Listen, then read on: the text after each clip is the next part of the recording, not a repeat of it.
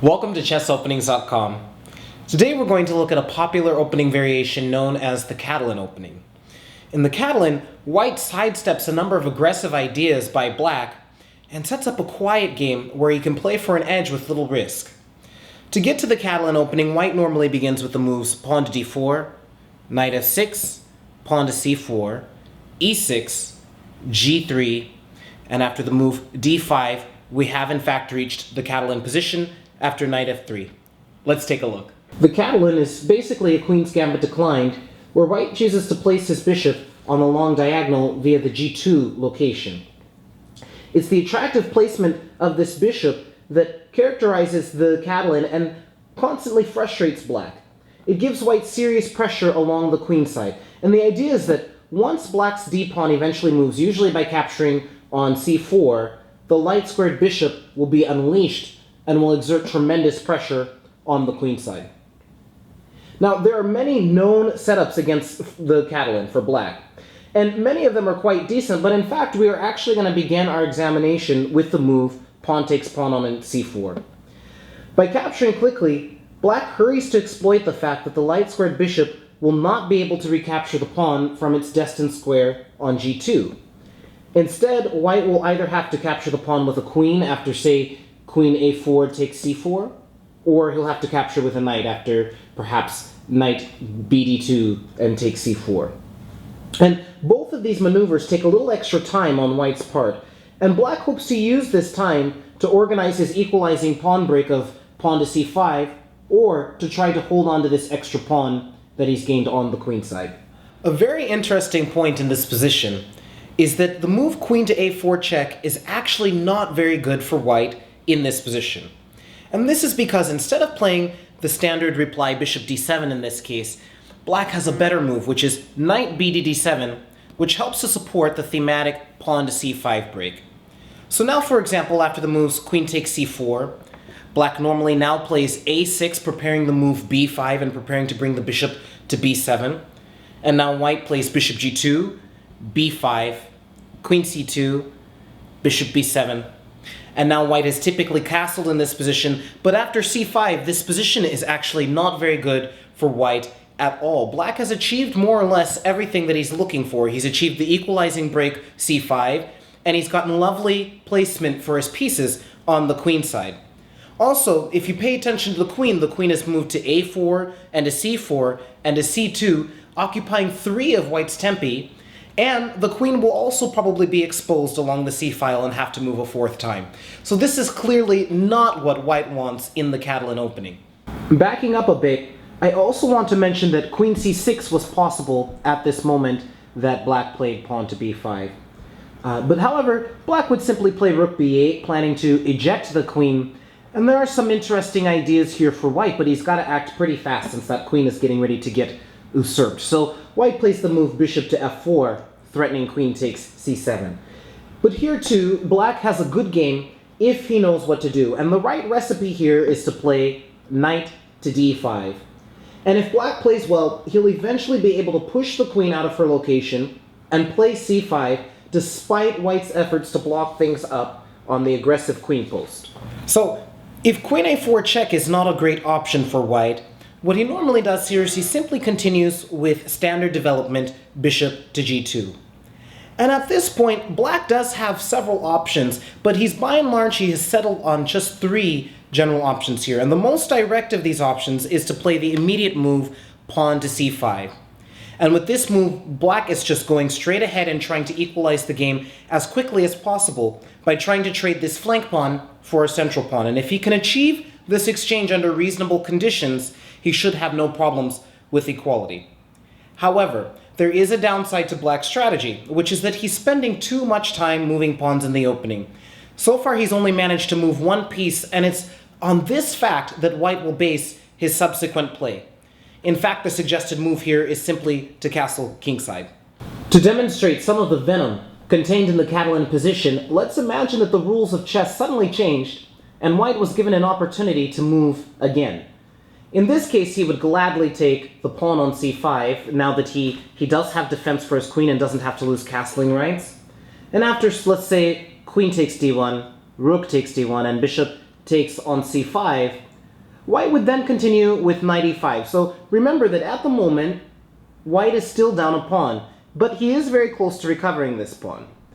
But in this position, I think you can also see the basis for white's advantage, and it really does come down to this light-squared bishop, this Catalan bishop, which is exerting pressure down the long diagonal. And it's because of this fact that black has real problems completing his development. He cannot really move the light-squared bishop, but at the same time, it's very difficult to find the appropriate square for the knight on b8, since its natural square on c6 is also missing.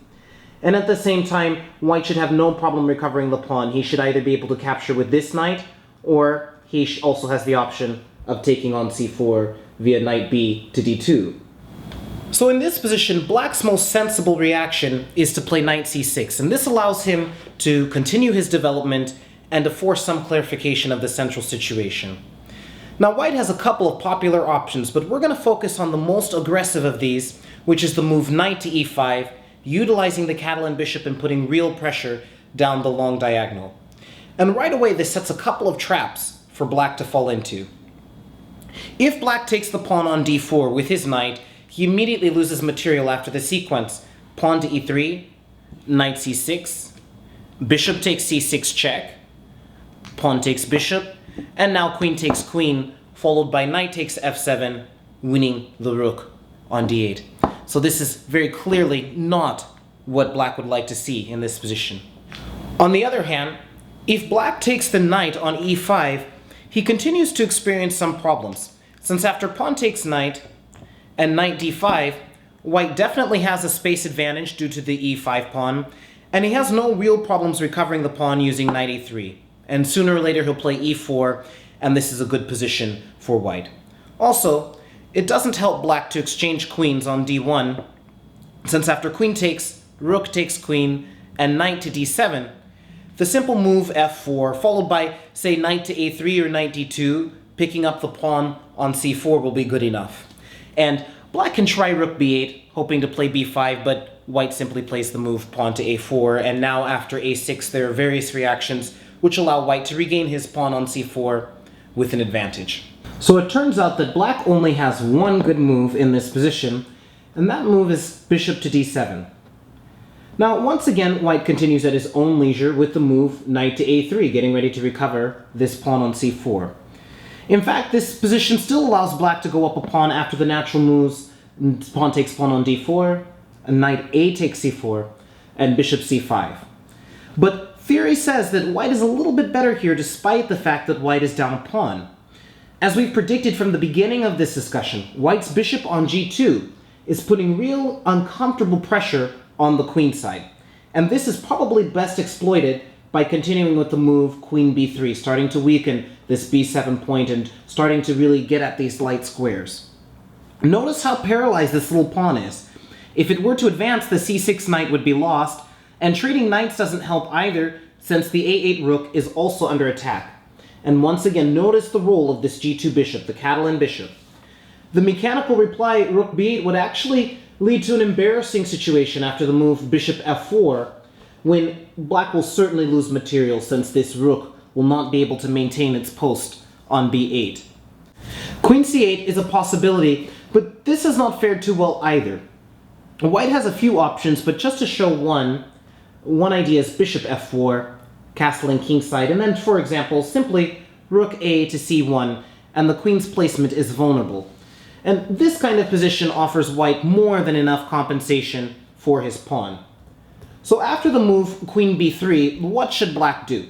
Well, the actual recommendation here is for black to play castling kingside, just allowing that b7 pawn to fall. We won't discuss this position in too much detail after queen takes b7, since this leads to quite a tactical variation that you'd want to study carefully. But I hope we're seeing here just how strongly white's play on the queen side can unfold.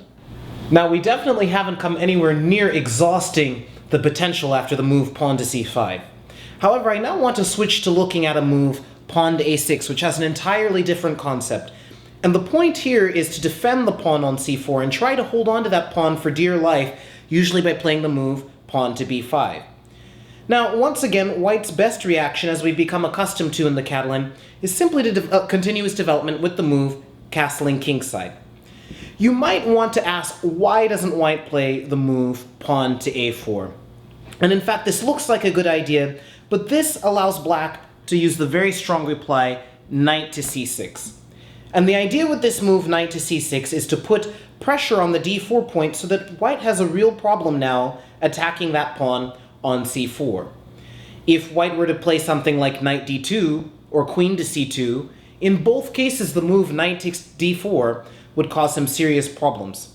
On the other hand, if he simply plays castling kingside, now black will simply play rook b8, preparing pawn to b5, and the move a5 is no use because of bishop b4, giving black a good game. So backing up to the position after pawn to a6, white should simply play the move castling kingside. And white accurately sees that if black plays b5 too quickly, his position is vulnerable to a very quick knight to e5. So after castles, black's idea is not to play b5 just yet, but once again he is still relying on this move, a knight to c6. And this move may look very strange, but in fact we just saw that it's part of a deep plan to prepare pawn to b5, and it does make it difficult for white to recover this pawn on c4. As we saw earlier, the knight on c6 prevents white from easily attacking the c-pawn with the moves knight bd2 or queen to c2. At the same time, black is once again ready to play this maneuver, rook b8 and b5. This is one of the main ideas in this position. An example of this would occur after the standard reply knight c3, and in fact, e3 is a better move here, but I do want to show what happens after knight to c3, when black would definitely play rook b8. And even though white is able to play, for example, pawn to e4 and b5, theory does say that white has real compensation for the pawn since his development is going very smoothly and he has a definite advantage in central space. And it's these kinds of positions which are very interesting to study as either side and give both sides excellent chances if they're willing to do a little homework. That's all for today. By exploring a few variations in the Catalan, we've gotten some real insight into some of the key strategic ideas. We've seen that the Catalan bishop is a real monster in these positions and puts real pressure on black, but that black can gain counter chances if he's willing to play for an immediate c5 or try to hold on to the extra pawn. That's all for today, and we'll see you soon.